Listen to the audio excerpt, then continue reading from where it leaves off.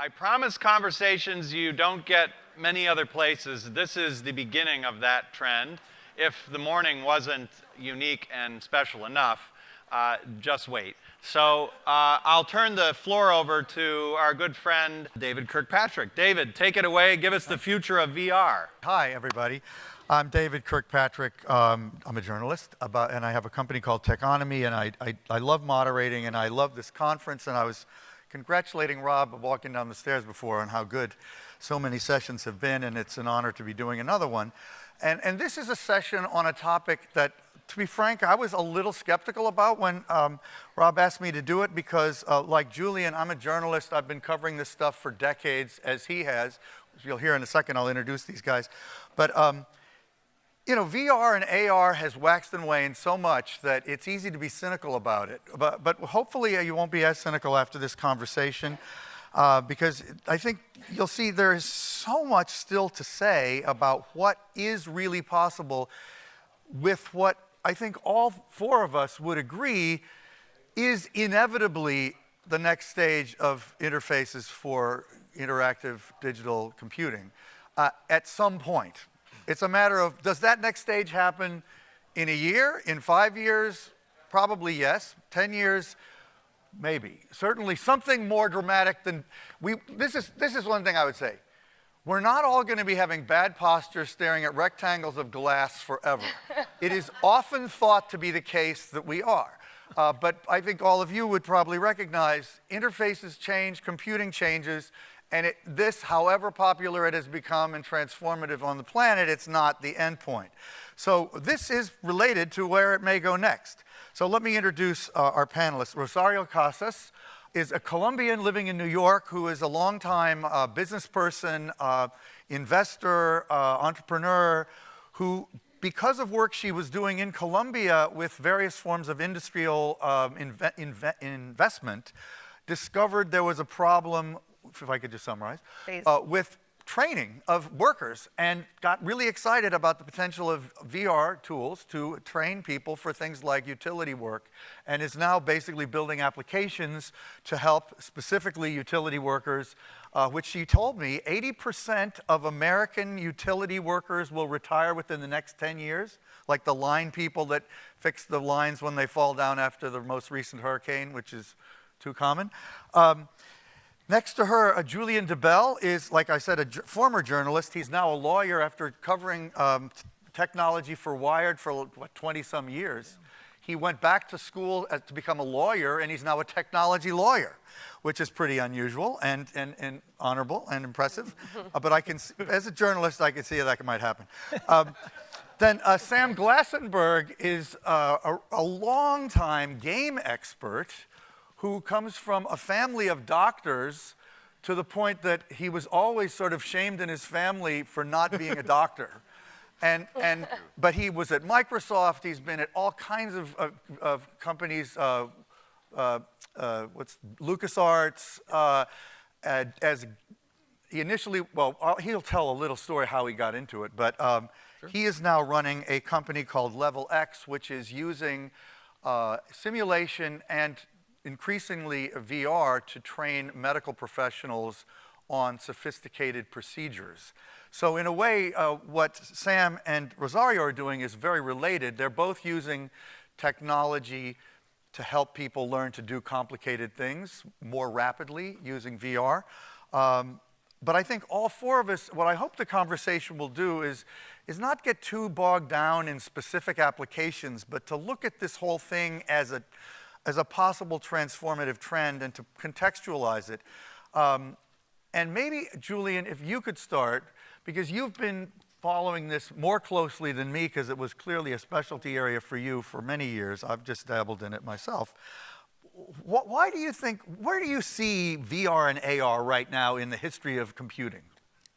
Quickly. Well, so I covered the waterfront in terms of technology, focused mainly on the internet across, from the early 90s up until 2011 or so. VR, I think, has a special place in all that, even though it's always been kind of a niche thing, that I think maybe I can illustrate by one of the first stories I covered in the early 90s was this event called Cyberthon, which was this kind of 24-hour conference slash technology festival slash be-in that the cyber hippie folks out in the Bay Area, some of the old Whole Earth Catalog people like Stuart Brand and Kevin Kelly and John Perry Barlow, who'd been a lyricist for the Grateful Dead. Love those guys, by the way. I love all those guys. Yeah, yeah. You gotta love them. You gotta love them. And they cooked this up when word started getting out about this gadget that a guy named Jaron Lanier was working on. It was virtual reality. Like, it was a headset you put on. This is in 91. This is 91, yeah. And to understand like how explosive that was, that rumor even, you know, you gotta understand where we were. We were having bulletin boards. Some people were getting on the internet, but we were getting this idea of how our lives could be moving into this world that was transformed by digital technology. We'd been prepped by, like, for a couple years, science fiction writers like Neil Stephenson had been writing about the metaverse, William Gibson writing about cyberspace. We were all like ready for this, and here it is, this moment where this world we can kind of feel ourselves moving towards has a portal now. We can, like, you know, jack in, go in, be there, actually feel it, live it in the way that we feel like we should be living it, right? So it's this like, okay, yes, we got to know about this, and we're all going to hang out. And so I go out there. It's in San Francisco. There's, you know, William Gibson is on stage. Jaron Lanier is up there talking about how, you know, VR is going to usher in a new era of post-verbal communication, post-linguistic language, I think was his actual completely... He's good with the words. Yeah, he was great. People were in the parking lot taking DMT and other exotic psychedelics just to get, you know, in the vibe. Whoa. Just like Twin. Yeah. Just like Twin. Yeah, just like Twin.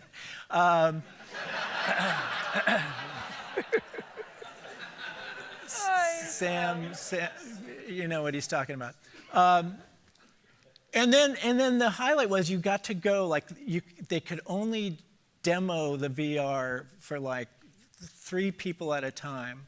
And it was down in Mountain View. They couldn't even move it to San Francisco because it was this huge, it was attached to a huge pile of iron. And you got in this shuttle that went down to Mountain View, and you were ushered into the room, and you got to put this big helmet on, and there was a glove, you know. And you could see a few octagons. And there were octagons and, stuff, right? Yeah. you know, squids with hats on, you know, Okay. they made it sort of surreal. Okay, well, we got to move to the present. So quickly, having had that experience. It was like, and then it was like, yeah, okay, that was cool, but where's the post-linguistic language and all that stuff? And VPL failed a few months later. That was his company, That was, yeah. And we moved on to other things that were much more exciting, and you know, so, but my point is, this is always going to be a technology that recurs in the context of hype, just because it is such a crystallization of everything that's exciting about digital technology. Yeah, well, that's a good summary. Okay, Sam, I'm going to get to Rosario because she's really feet on the ground with doing this stuff now. And you're doing interactive, but VR is not your primary thing, right? Correct. But you've been in the gaming business all these years. Kind of respond to what Julian said and talk about your perspective on how important is VR and AR in technology, just to put it broadly. Look, I mean, I think you sort of mentioned the hype curve, right? And, you know, this cycle that it feels like VR and AR are constantly in this sort of hype cycle. But I think if you take a step back and you look at the sort of the curve of technology, right, it bends towards increased realism, towards better human-computer interaction paradigms. Ultimately, right, this stuff is going to become pervasive. It's going to become lightweight.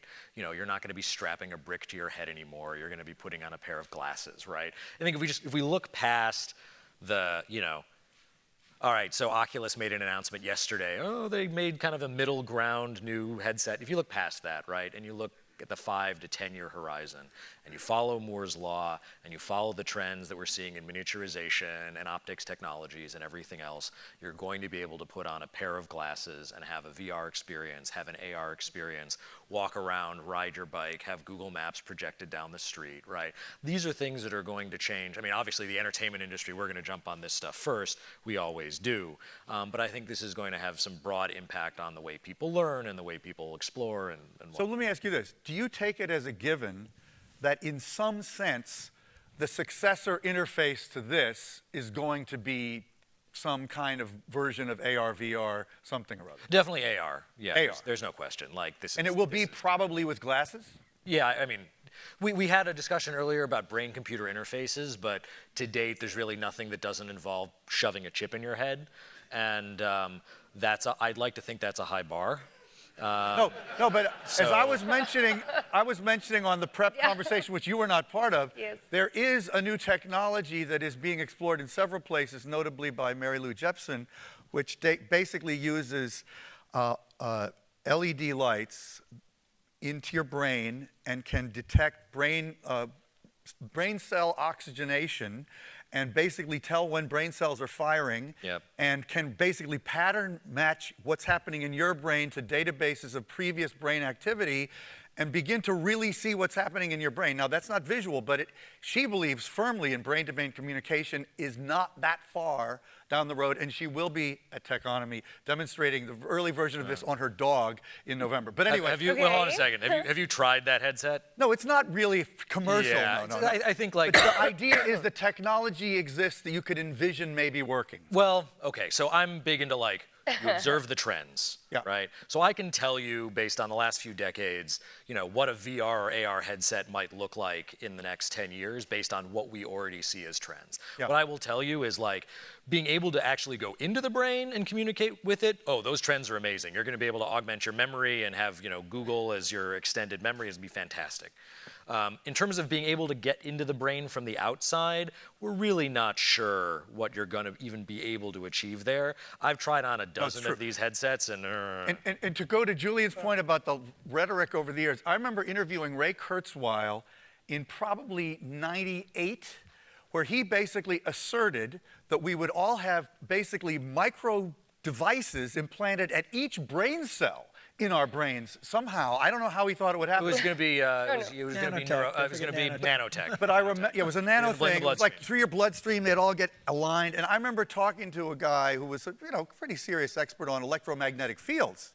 And he said, the electromagnetic implications of that would make it completely deadly and that wouldn't work. But the point is, these visions from credible sources, Ray Kurzweil is moderately credible, have been out there for a long time. So anyway, Rosario, your feet really are on the ground.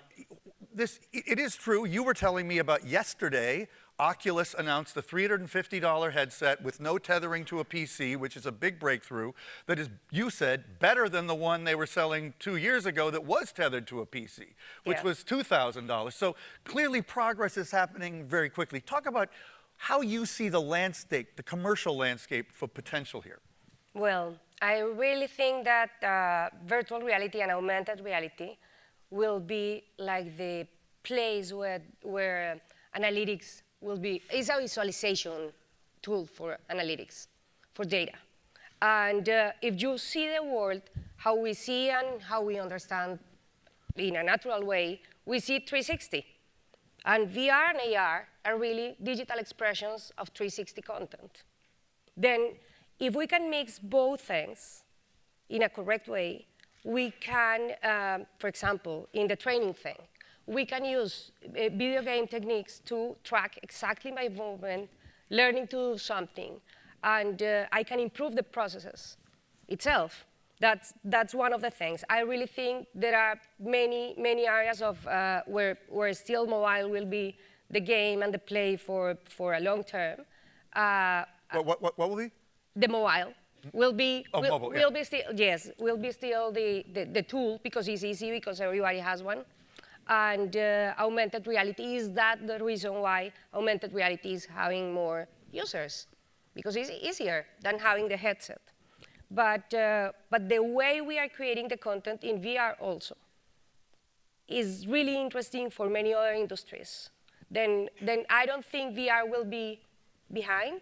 I really think the things should evolve in a way that both of those will be mixing in uses where, like, what we are doing is training isolated in VR, and then moving to the field with AR in a way that you can create an attribution loop between both of them. Talk about how effective you're finding it to be in the utility industry, just to be Oh, well, the training is more effective because you are learning by doing. You are not learning by flat content. It's a simulation. Then it increases the time of training. It makes it shorter. And of course, you are not having the risk of learning it in the field. Learning how to energize a power plant in the field is a thing. But if you are training at your place, wherever it is, and also the HR team and the operations guys could follow how you are really learning and how is your way to learn, you can start taking data from there and extrapolating that for the operations. Then if the industries are moving very quick, let's take the most simple the garbage truck we were talking today. The guy who is driving today a garbage truck is not sophisticated in the training, but he will be driving a computer very soon, and he will be driving another thing.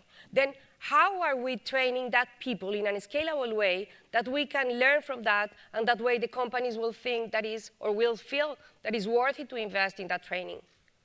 Then how we can convert that loop of training the bottom of the pyramid, that is massive, is what makes or not the cities sustainable, livable.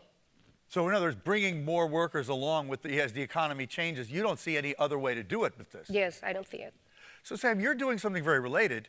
And talk about how effective what you're doing with medical education is, and how maybe it would be even more effective with immersive. Well, yeah, I think that, we talked about this yesterday in Doctor of the Future.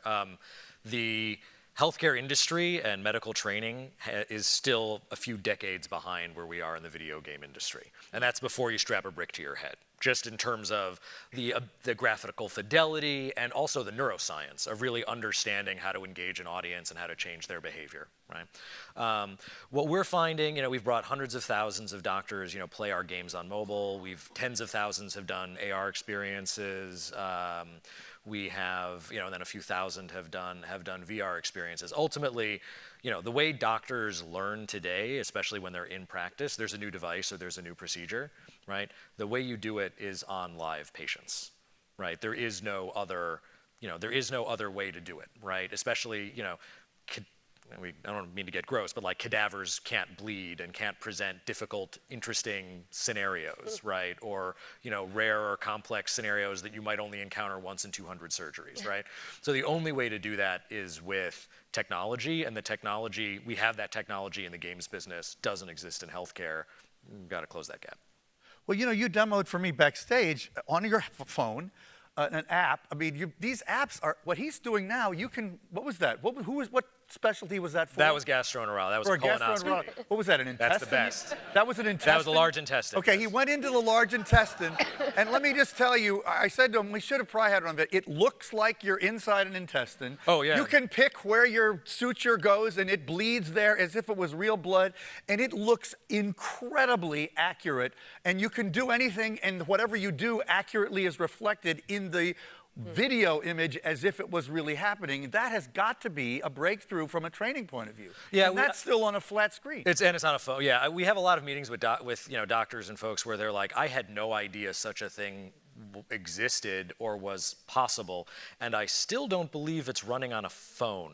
That thing that drops my calls all the time can recreate a virtual patient, So anyway, there's a lot of pretty interesting technology the games industry has gotten into these phones over the last decade.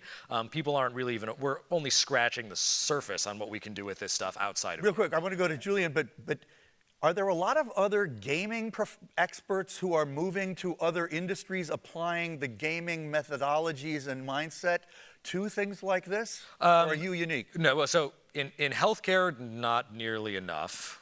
I think we're pretty much it. I mean, there are some programs, I should take it back. There are some programs to try to use game neuroscience to change consumer behavior, right? Compliance. That's a different thing. Like a different thing. There are other areas like how do we use, oh my gosh, you know, people start realizing every 7-year-old in the country can name 100 Pokemon characters but can't name 5 US presidents. Like, what? And then how did they do that? Maybe we could learn something. That should not be funny. That is a serious 100%. question. Look, case in point, so we'll use AR. This is kind of a loose AR example, but whatever, right? So last administration spent close to 8 years, several $1 billion. Michelle Obama took this on as her personal mission to try to stem, you know, the obesity epidemic, get Americans, just get them off the couch, and again, just go for a walk, right? And within 48 hours, a single video game got 40 million Americans It's like out Pokemon Go. Exactly. Yeah. I don't know what the situation was. In downtown Chicago, it was a zombie apocalypse for 2 weeks. Yeah. Right? Literally, and almost half the players are over the age of 35. Right? Right. So what is this? We kind of think of this weird cultural phenomenon, but that's all video games are doing this, right? Okay, good. We're changing behavior at scale. Julian, what thoughts on any of this? Well, yeah, I mean, the example of the app on the phone that's like training these doctors in ways that, you know, is well beyond, you know, what you can do with a cadaver is a good example. I mean, and raises a question that's bugged me since the beginning. Soon after, you know, the Cyberthon thing, I discovered a technology called MUDs, right? Which is, some people may remember these.